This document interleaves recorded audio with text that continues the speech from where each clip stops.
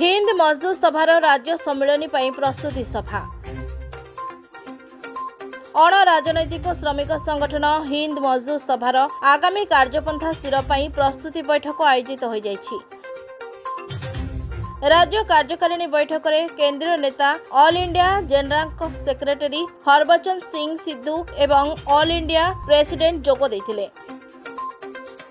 आगामी एक मास मध्य संगठन राज्य सम्मेलन आयोजन सहित समग्र राज्य में सांगठनिक कार्य प्रणाली को जोरदार कराजियो बोली राज्य कार्यकर्ता प्रकाश करछंती। मु दिगंबर महांती हिंद मजदूर सभार राज्य संपादक। आज आमर ये राज्य कार्यकारिणी कमिटी बैठक रे आज स्थिर करा जाउछि जे तुरंत मासक भितर आमर राज्य सम्मेलन करा जिवो हिंद मजदूर सभार।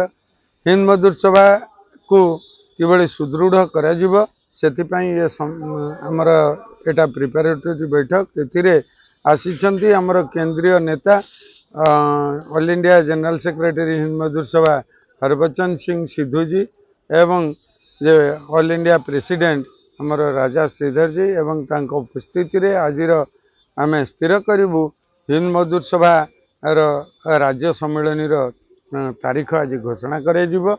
तसहित मासक भितर हिंद मजदूर सभार एक राज्य सम्मेलन करी पूर्णांग कमिटी घोषणा करा जिवो एवं हिंद मजदूर सभा को सारा ओडिशा रे जेमती एक नंबर दीर्घ दिन धरी थिला पुणी एक नंबर रे आमे ताकू पहुंचेबू यही आशा विश्वास एवं आमे आज शपथ नहीं आज एठू जाउछु एवं निश्चिंत भाव रे आशा करूछु जे जो भली भाव में श्रमिक मानक पई हिंद मजदूर सभा काम करुच्ची कौनसी राजनैतिक दलर गोड़ाणिया नुहे एवं से भली भाव में एक मुक्त राजनीति विहीन संगठन कौन हिसाब रे से तार कार्य निश्चिंत भाव में निभाइब। आमर जो राज्य सरकार एवं केंद्र सरकार जो कला आईन आनी श्रमिक विरोधी 44टी श्रम आईन आनी श्रम आईन को से बातिल करी जो 4टी श्रम कोड आनी आम विरोध करुचु एवं आगामी दिन रे लड़ाई जोरदार हम। मो ना प्रदीप्त कुमार महांती मो विजु एरोनॉटिक्स एम्प्लॉइज यूनियन रो जनरल सेक्रेटरी जोटा कि आमर हिंदुस्तान एरोनॉटिक्स लिमिटेड सुनाबेड़ा अवस्थित। तो सेठी जो यूनियन टी संगठित अच्छी काम करुच्ची तार जनरल सेक्रेटरी।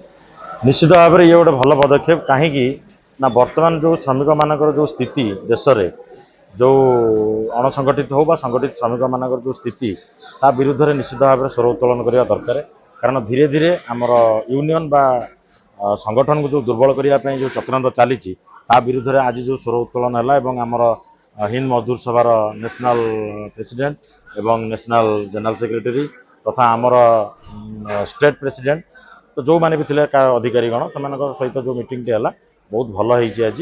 निश्चित भाव में आम आशा रखुचु आउ ये लड़ाई बा ये संग्राम निश्चित भाव में आमर श्रमिक मानकर जहाँ न्याय्य दाबी अच्छी सरकार पाखे पहुँचेब और निश्चित भाव में आम पाइबू बोली आशा रखु। हिंद मजदूर सभा दुर्बल कौन संगठन दुर्बल कारण संगठन ना तार नेतृत्व को लेकर होता है।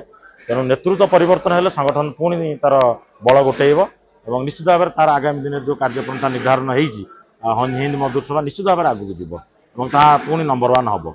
निश्चित भाव में ये गोटे गणतांत्रिक प्रक्रिया कारण हिंद मजदूर सभा गोटे हूँ अणराजनैतिक श्रमिक संगठन सेंट्रल ट्रेड यूनियन आउ बर्तमान जो हम आमर निर्वाचन हम 100% भाव ता निरपेक्ष हम एवं जी भी जीतिक आसवे से आगामी दिन में हिंद मजदूर सभार रणनीति को एवं कार्यपंथा को आमर श्रमिक मानकर जहाँ स्वार्थ अच्छी निश्चित भाव में आगू कार्य कर सहयोग कर।